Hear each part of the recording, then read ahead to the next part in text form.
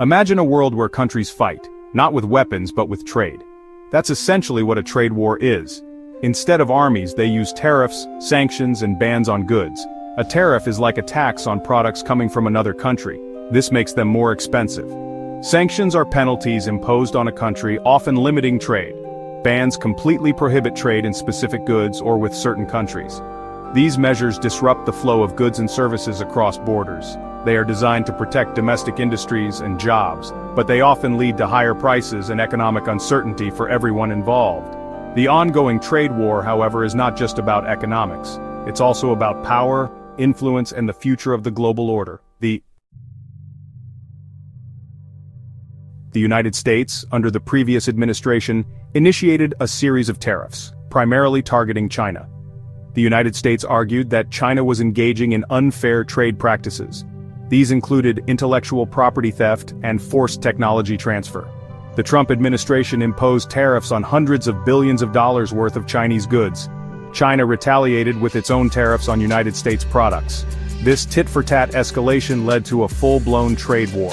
The United States also had trade disputes with Europe. These disputes covered issues like steel and aluminum tariffs, aircraft subsidies, and digital taxes. The Trump administration even threatened to impose tariffs on European cars, escalating tensions further. China responded to United States tariffs with a multi-pronged strategy. It imposed retaliatory tariffs on United States goods. These tariffs particularly targeted sectors important to Trump's political base, like agriculture. China also sought to strengthen ties with other countries. They increased trade with nations like Brazil and Russia, seeking to reduce reliance on the United States market. China also invested heavily in infrastructure projects in Africa and Asia through its Belt and Road Initiative, extending its economic influence.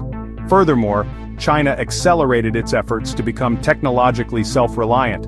They increased investment in areas like artificial intelligence, robotics, and 5G technology, aiming to reduce dependence on Western technology.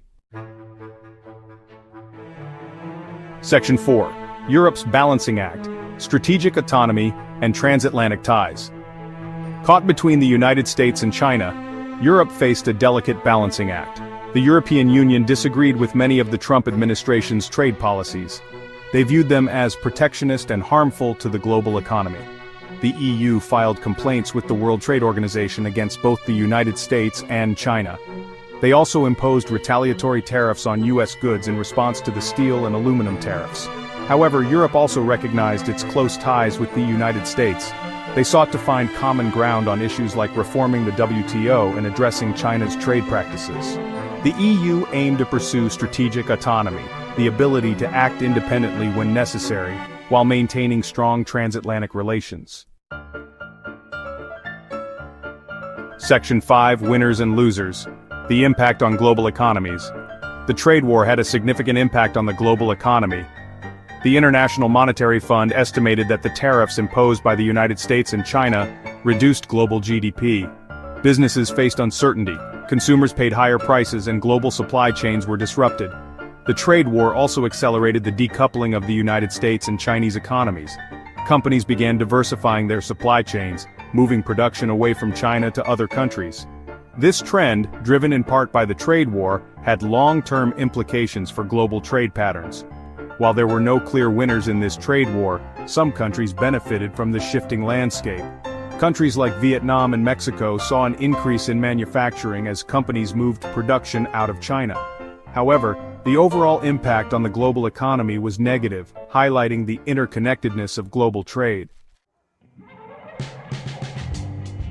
Section 6. The Consumer Front, How Trade Wars Hit Your Wallet.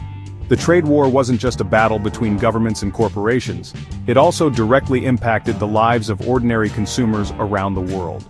The most immediate impact was rising prices. Tariffs on Chinese goods meant that American consumers had to pay more for a wide range of products, from electronics to clothing. Retaliatory tariffs from China similarly impacted American farmers, who saw the cost of their soybeans and other exports rise, hurting their sales. Beyond price hikes, the trade war created uncertainty. Businesses held back on investments and consumers became more cautious with their spending. This economic anxiety had a ripple effect, slowing down economic growth and impacting job markets globally. Section 7. Conclusion. The uncertain future of global trade. The trade war that began during the Trump administration marked a turning point in the global trade order. It highlighted the growing rivalry between the United States and China, and the challenges of maintaining a rules-based trading system in an era of great power competition. While the Biden administration pledged to take a more multilateral approach to trade, the underlying tensions remained. The United States and its allies continued to express concerns about China's trade practices, intellectual property protection, and human rights record. The future of global trade remains uncertain.